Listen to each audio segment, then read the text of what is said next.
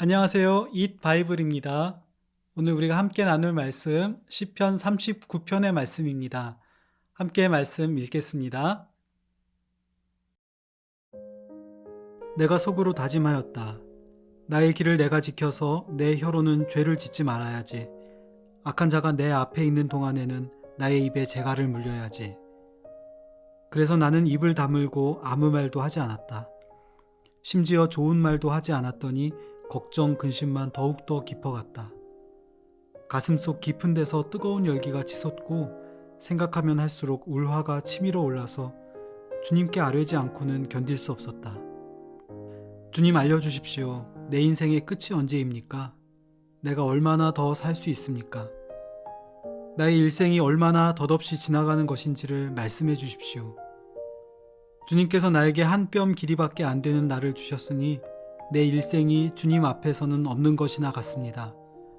진실로 모든 것은 헛되고 인생의 전성기조차도 한낱 입김에 지나지 않습니다.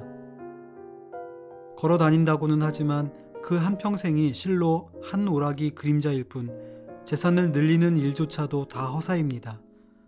장차 그것을 거두어 드릴 사람이 누구일지는 아무도 모르는 일입니다.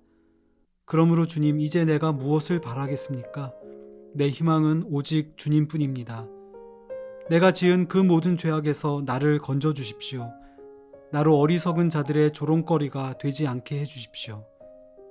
내가 잠자코 있으면서 입을 열지 않음은 이 모두가 주님께서 하신 일이기 때문입니다. 주님의 채찍을 나에게서 거두어 주십시오.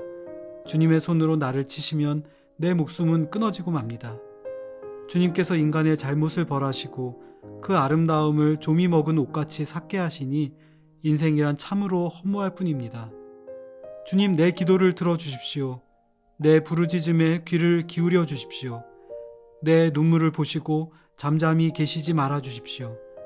나 또한 나의 모든 조상처럼 떠돌면서 주님과 더불어 살아가는 길손과 나그네이기 때문입니다. 내가 떠나 없어지기 전에 다시 미소 지을 수 있도록 나에게서 눈길을 단 한 번만이라도 돌려주십시오. 어느 날 갑자기 말수가 확 줄어들거나 오늘은 아무 말도 하고 싶지 않다 하고 생각하는 그런 날이 있을 것입니다. 화가 났거나 고민거리가 있거나 몸이 아플 때 그럴 수 있습니다. 시편 39편의 시인도 오늘 침묵을 결심했습니다. 무엇 때문이었을까요? 상황을 유추해 보자면 누군가에게 박해를 받으면서 힘들고 화도 난 것 같습니다. 또는 혀로 죄를 짓지 않겠다고 다짐하는 그런 모습을 보면 말에서 시작된 어떤 죄 때문인지도 모르겠습니다. 조급한 마음과 두려움이 나를 엄습해 오는 시간, 죄가 당장이라도 나를 넘어뜨릴 것 같은 순간에 침묵하면서 멈춰 있는 것은 어려운 일입니다. 그러나 한편으로 이 위기의 시간이 하나님 앞에서 한 영혼의 무게중심을 잡을 수 있는 유익한 시간이기도 합니다.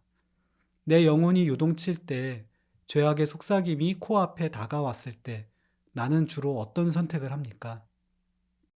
이 침묵이 평안을 주고 문제를 깔끔하게 해결해 줄 거라는 기대와는 달리 시인은 오히려 더 깊은 내적 갈등을 겪고 있습니다. 그의 근심은 더욱 깊어졌고 어디서 오는지 알 수 없는 울화가 치밀어 오릅니다. 4절에서 내 인생의 끝이 언제입니까? 라고 질문하는데요. 이것은 시인이 이 고통을 상대적으로 몹시 길게 느끼고 있다는 것을 보여줍니다.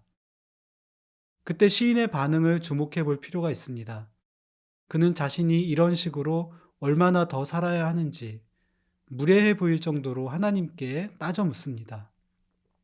자신에게 주신 생애가 얼마나 허망한지 푸념도 하고 인생의 가장 좋은 시절에 대해서도 후 불면 날아가 버릴 입김처럼 쓸모없다고 말해버립니다. 자신이 평생 일하며 성취해온 삶의 결실에 대해서조차 별것 아니라고 또 허망한 것이었다고 말해버립니다. 침묵하면 침묵할수록 그의 심중에 남는 것은 분노와 허무뿐입니다. 기도의 초점이 흐려지는 것처럼 보이는 그때 그는 다시 이 위기 가운데 하나님을 바라봅니다. 하나님만이 유일한 희망이라고 고백하고 자신을 넘보는 죄악과 악인의 조롱에서 구원의 은혜를 구합니다. 아마 이 시의 독자들은 여기서 안도의 한숨을 쉬고 있겠지요? 그런데, 그래, 이것이 옳은 방법이지, 옳은 모습인지 하면서 안심하려는 순간, 그의 기도는 또다시 하나님께 대한 원망 섞인 침묵으로 돌아섭니다. 하나님이 자신에게 폭력을 행사하고 있다는 불만과 위협을 주장합니다.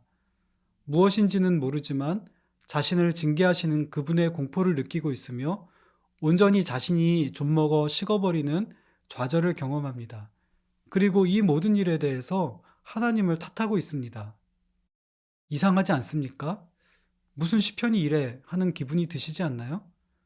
그는 기도에 실패한 것일까요? 깊은 기도로 들어가려다가 오히려 길을 잃은 것은 아닐까요?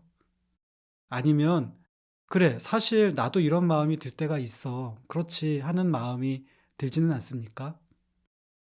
저는 이 시가 당황스러우면서도 우리의 경건에 대해 무언가를 솔직하게 말해주고 있다는 생각이 듭니다. 그것은 진정한 경건은 거룩한 겉모습이나 종교적으로 정제된 언어들의 나열이 아니라는 사실입니다. 참된 영성은 아무 험악한 일도 일어나지 않고 온화한 미소만 짓는 것이 아닙니다.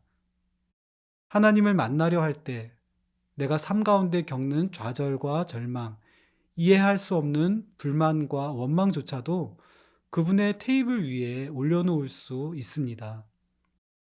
역설적으로 하나님을 향해서 공격적으로 질문하고 원망하는 그 모습 속에는 하나님은 여전히 신실하게 들으시며 반응하실 것이라는 실제적인 믿음을 보여주는 것이기도 할 것입니다.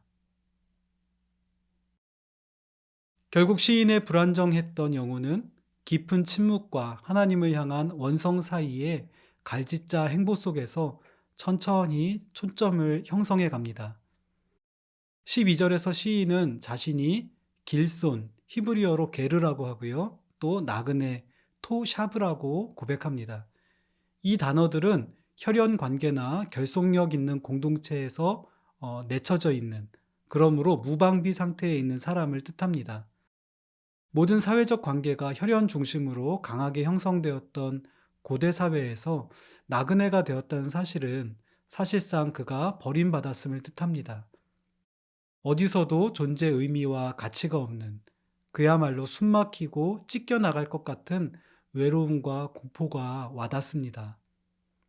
그러나 그 가운데서 하나님 앞에 절규와 원망, 간구를 반복하고 있는 시인은 어느 순간 이 나그네 길에 함께 걷고 계신 하나님을 새롭게 발견하고 있습니다. 그리고 그분의 손을 잡습니다. 이제 하나님이라는 공동체와 강하게 결속된 우리는 세상 속에서 혼자 걷지만 결코 혼자가 아닌 것입니다. 시편 39편은 조금의 흔들림도 없는 이상 세계에서나 만날 수 있는 신앙의 모범 사례를 보여주고 있지는 않습니다. 오히려 흔들리고 화도 내고 할 말도 하면서 자신 안에 있는 불신앙과 죄의 유혹과 두려움을 떨치고 하나님과 연합하는 과정을 생동감 있게 그려주고 있습니다. 그러고 보면 우리의 영적 여정은 이런 방향 설정, 방향 이름, 방향 재설정의 연속과 반복인 것 같습니다. 무언가 문제가 있다고 느껴질 때 그것에 대해서 모른 채 하거나 무조건 신앙의 언어로 좋게만 말하려고 하지 않아도 됩니다. 다만 하나님 앞에서 마음에 있는 그 말을 쏟아 놓을 수 있다면 좋겠습니다. 나의 진심을 아시는 하나님, 나의 문제를 아시는 하나님, 내 마음을 새롭게 빚으시고 이 문제로부터 길을 열어주시는 그분을 신뢰하고 다시 그분 안에 나의 영적인 여정의 길을 찾아 나가기를 소망하고 축복합니다.